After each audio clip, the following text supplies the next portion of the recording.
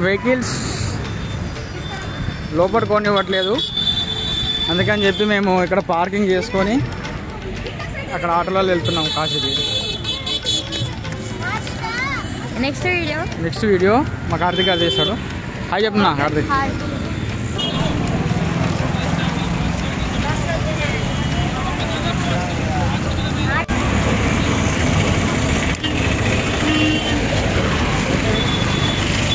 వారణాసి వెళ్తుంటే అక్కడ మా బండి ఆపేసారు.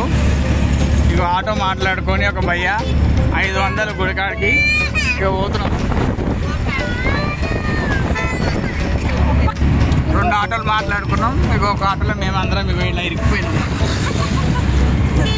మా పరిస్థితి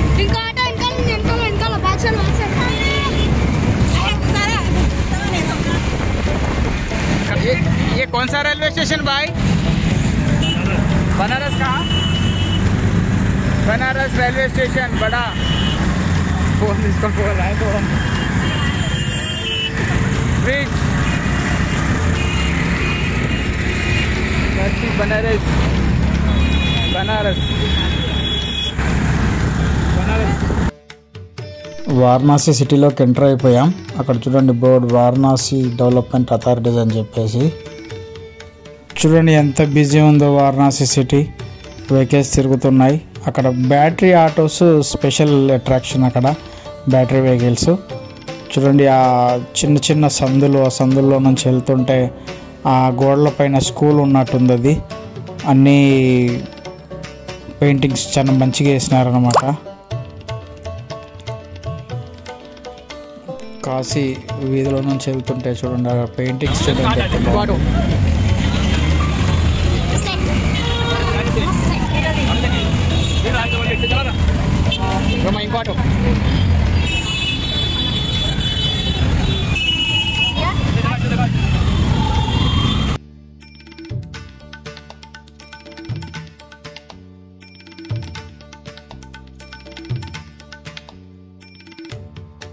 అక్కడ డైరెక్షన్స్ చూపిస్తున్నారు చూడండి. స్ట్రేట్గా వెళ్తే హరిశ్చంద్ర ఘాట్, కాకపోతే హరిశ్చంద్ర ఘాట్ బ్యారిగేడ్స్ పెట్టేశారు అక్కడ వెళ్ళకుండా. ఫుల్ క్రౌడ్ ఉంది కాబట్టి మేము రైట్ టర్న్ తీసుకొని వెళ్తున్నాం. ఇంకో ఘాట్కి తీసుకెళ్తున్నాడు. అక్కడికి తీసుకెళ్దాం అనుకున్నాడు, కాకపోతే అక్కడ బ్యారిగేడ్స్ పెట్టడంతో ఇంకో నెక్స్ట్ ఘాట్కి తీసుకెళ్తున్నాడు అనమాట. ఆ నెక్స్ట్ ఘాట్ తీసుకెళ్తూ ఆ రోడ్లో వెళ్తున్నాం. చూడండి అక్కడ షాపింగ్ మాల్ కూడా ఉంది. మంచి మంచి షాపింగ్ మాల్స్ కూడా ఉన్నాయి ఇక్కడ కాశీలో. చాలా పెద్ద సిటీయే కాశీ అంటే.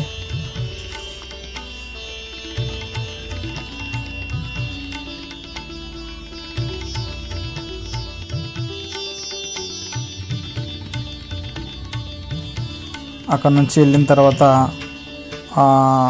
మళ్ళీ ఒక రైట్ టర్న్ తీసుకొని ఇంచుమించు ఘాట్స్కి దగ్గరలోకి వచ్చేసాం.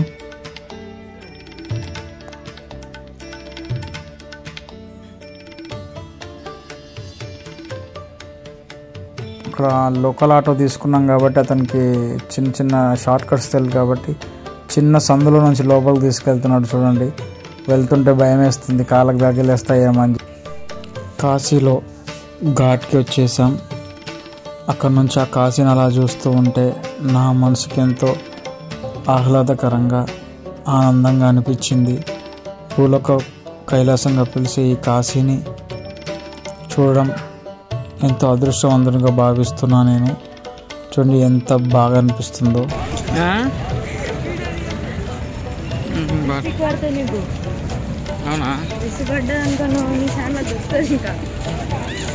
చూడండి ఆ ఘాట్ నుంచి అందరం ఆ ముందు హరిశ్చంద్ర ఘాట్కి నడుచుకుంటూ వెళ్తున్నాం అన్నమాట. ఎందుకు అంటే అక్కడ మనకు హరిశ్చంద్ర ఘాట్కి డైరెక్ట్ వెళ్దామంటే బ్యారిగేడ్స్ ఉండవు కదా. ఇంకొంచెం ముందు ఘాట్కి తీసుకొచ్చి ఆ ఆటో పర్సన్ ముందుకు తీసుకెళ్తున్నాడు. మాకు ఒక బోట్ అరేంజ్ చేయమని చెప్పాము అతనికి. ఆ బోట్ ఉండే ప్రాంతానికి తీసుకెళ్తున్నాడు మమ్మల్ని. చూడండి అక్కడ సాధువులు వాళ్ళంతా కూర్చొని ఉన్నారు అక్కడ ఆ ఘాట్లో.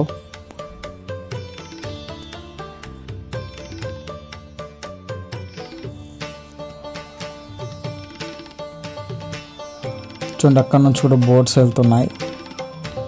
బోట్స్ ఉండే ప్రాంతానికి వెళ్ళాము మేము. వెళ్ళి అక్కడ బోట్ తీసుకున్నాం, ప్రైవేట్ బోట్. ఎంతో పుణ్యం చేసుకుంటే కానీ ఈ కాశీ మహానగరాన్ని చూడమంట. ఆ దేవుడికి కోటి కోటి ధన్యవాదాలు చెప్తున్నాను నేను, మాకు మా కుటుంబానికి ఇంత మంచి అవకాశాన్ని ఇచ్చినందుకు. కాలభైరవ స్వామి అనుగ్రహం ఉంటే తప్ప ఈ కాశీ చూడమంట మనము. చూడండి, అక్కడ పూజలు జరుగుతున్నాయి. అంటే పితృకార్యాలు ఎవరైనా చేయించుకునే వాళ్ళు అక్కడ కూర్చొని చేయించుకుంటున్నారు వాళ్ళు. వారణాసిలో ప్రైవేట్ బోట్ తీసుకున్నాం. ప్రైవేట్ బోట్ చెప్పనా, వారణాసిలో ప్రైవేట్ బోట్ తీసుకొని స్నానాలకు వెళ్తున్నాం. హాయ్ చెప్పండి అందరూ.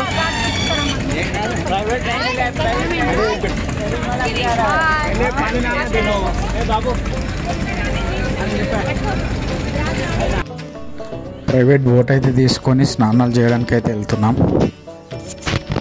క్రౌడ్ ఉంది కాబట్టి బోట్ వాళ్ళు కూడా చాలానే ఛార్జ్ చేశారు. ఒక పర్సన్కి 700 రూపీస్ తీసుకున్నారు మాకు ప్రైవేట్గా రావడానికి. కానీ మా పిల్లలు అందరూ చాలా ఎంజాయ్ చేశారు అనమాట. ఈ ట్రిప్ని మంచిగా ఎంజాయ్ చేశారు. మా పిల్లలు అదృష్టవంతులు అని చెప్పుకోవచ్చు. చిన్న ఏజ్లోనే వాళ్ళకు కాశీ దర్శనం చేసుకునే అదృష్టం కలిగింది కాబట్టి థ్యాంక్ యూ గాడ్ అని చెప్తున్నాం మళ్ళొకసారి. ఎంతోమందికి కలగా ఉంటుంది కాశీ వెళ్ళాలని. కొంతమంది చూడకుండానే చనిపోయిన వాళ్ళు ఉన్నారు, వెళ్దాం అనుకొని వెళ్ళని వాళ్ళు కూడా ఉన్నారు. అలాంటిది ఆ అదృష్టం మాకు కలిగింది అంటే మేము ఎంతో ఆ దేవుడికి కృతజ్ఞతలు చెప్పుకుంటున్నాం. ఆ ఘాట్లో అయితే బోట్ పట్టుకొని అవతల ఘాట్కి అయితే వెళ్తున్నాం స్నానాలకి.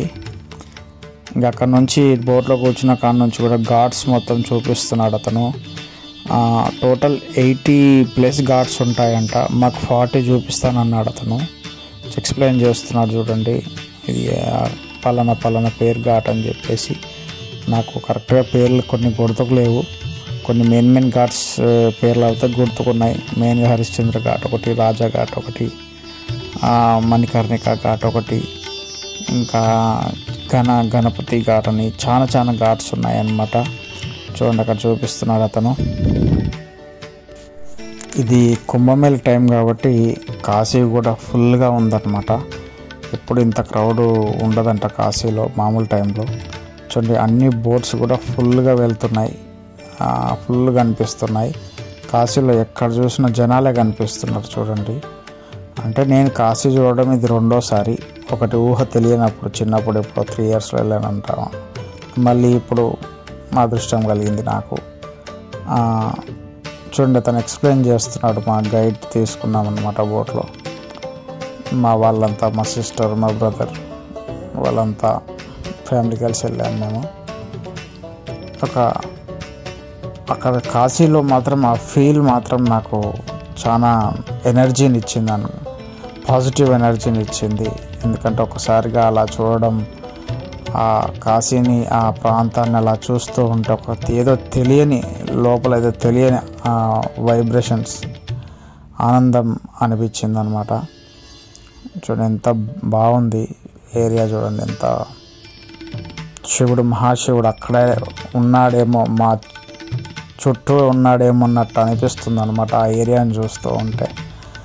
మరో కైలాసంగానే కూడా పిలుస్తారు. మనం వారణాసి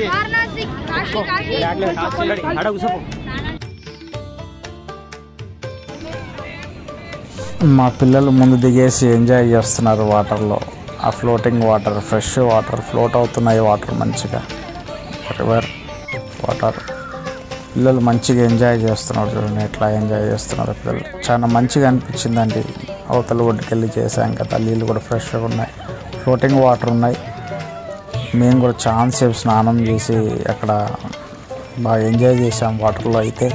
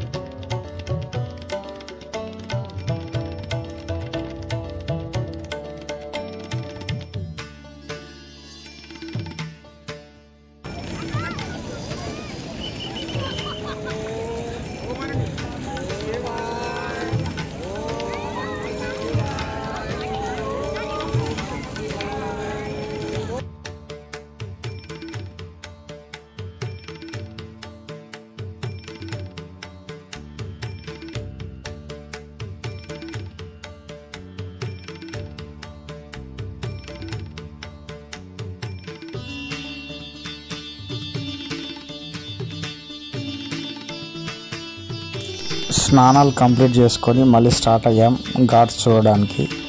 అక్కడ దూరంగా కనిపిస్తుంది చూడండి, ఆ ఘాట్ పేరు రాజా ఘాట్ అంట. అతను స్టోరీ చెప్పాడు, కాకపోతే హిందీలో నాకు అంత అర్థం కాలేదు. ఘాట్ పేరు మాత్రం రాజా ఘాట్. ఈ 80 ఘాట్లలో ప్రతి ఒక్క ఘాటుకు కూడా ఒక విశిష్టత ఉందంట.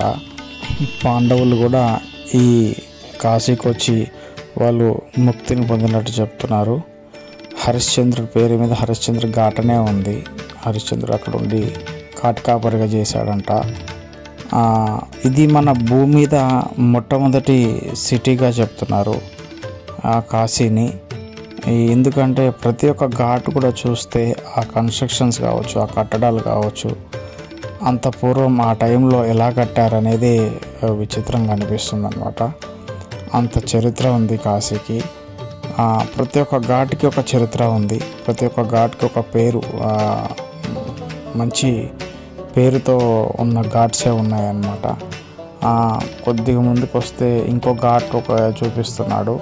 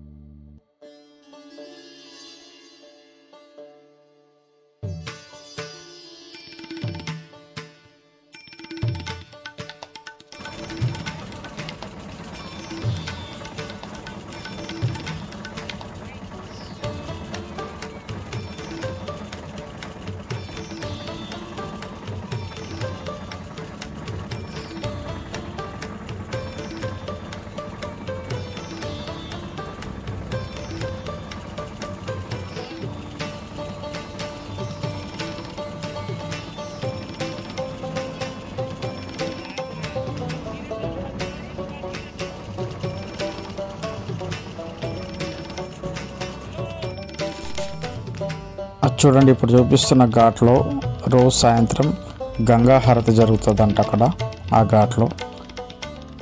కానీ ఈ క్రౌడ్ ఎక్కువ కావడంతో గంగా హారతి కూడా నిలిపేశారంట, స్టాప్ చేశారంట.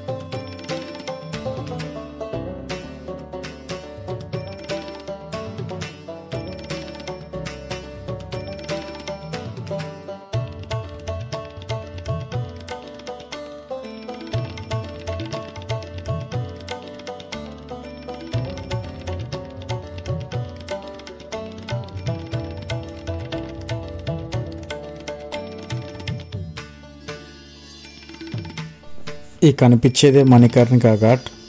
ఇక్కడ ఎప్పుడు శవాలు కాలుతూనే ఉంటాయి అన్నమాట, 24 గంటలు. ఆ చితి అసలు ఆగదంట, రోజు కొన్ని వందల్లో శవాలు అక్కడ కాలడం జరుగుతుందన్నమాట.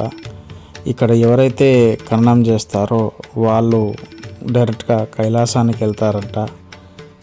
వాళ్ళకు పూర్వజన్మ అనేది ఉండదంట, డైరెక్ట్ శివుడిని చేరుకుంటారంట వాళ్ళు. అందుకే ఈ చుట్టుపక్కల వాళ్ళు ఎవరు చనిపోయినా అక్కడే కాలుస్తారంట. మన దగ్గర మనకు కాశీ దగ్గర లేదు కాబట్టి ఇక్కడ మన దగ్గర కాల్చిన తర్వాత కొంతమంది వాళ్ళ బుక్కలు తీసుకెళ్ళి అక్కడ గంగలో కలుపుతూ ఉంటారనమాట. కానీ ఆ దగ్గర ఉన్న వాళ్ళు ఏంటి అంటే అక్కడికే తీసుకొచ్చి కాలుస్తారంట. రోజు కొన్ని వందల్లో శవాలను అక్కడ తగలబెట్టడం జరుగుతుందన్నమాట. అదే మణికర్ణికా ఘాట్. నేను చాలా విదేశాలు తిరిగాను కానీ ఈ కాశీలో తిరుగుతున్నప్పుడు వచ్చినంత ఫీల్, అంత పాజిటివ్నెస్, అంత ఒక వైబ్రేషన్స్ నాకు ఎప్పుడూ కలగలేదండి. నేను సుమారుగా 15 దేశాలు పైగా తిరుగుంటానన్నమాట, యూరోపియన్ కంట్రీస్. అయినప్పటికీ కూడా ఈ కాశీలో తిరుగుతున్న ఫీల్, అక్కడ చూస్తున్న వాతావరణం కానీ ఆ ఫీల్ అసలు మాటల్లో చెప్పలేమన్నమాట. అంత పెద్ద తీర్థయాత్ర అని చెప్పవచ్చు కాశీ. భూలోక కైలాసం అని కూడా చెప్పవచ్చు. స్నానం తర్వాత కాలభైరవ స్వామి దర్శనానికి వెళ్తున్నాం. కాలభైరవ టెంపుల్ రూట్లో మార్కెట్ మొత్తం గలీలే.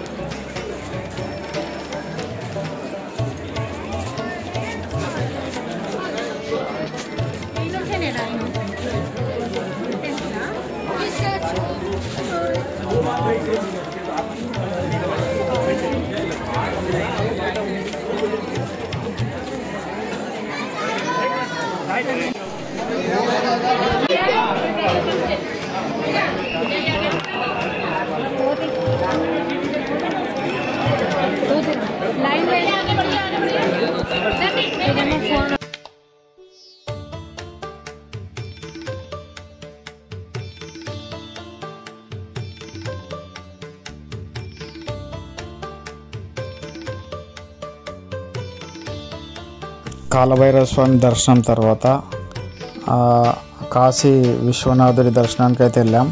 మాకు దర్శనానికి అయితే 5 hours పట్టింది. ఎక్కువ క్రౌడ్ ఉండే, అక్కడ వీడియో చేయలేకపోయాం. ఇంకా అక్కడ నుంచి బయలుదేరి బయటకు వచ్చేసరికి 12 అయింది. అక్కడ నుంచి బయలుదేరాం. ఇంకా ఆ రోజు బయలుదేరి అయోధ్యకు బయలుదేరాం. ఎందుకంటే ఆ క్రౌడ్లో ఇంకా వేరే ఏవి చూడలేకపోయామన్నమాట. నెక్స్ట్ వెళ్తే మాత్రం అన్నీ కవర్ చేస్తాం అక్కడ కాశీలో. Thank you for watching. Next video Ayodhya చూద్దాం. Thank you.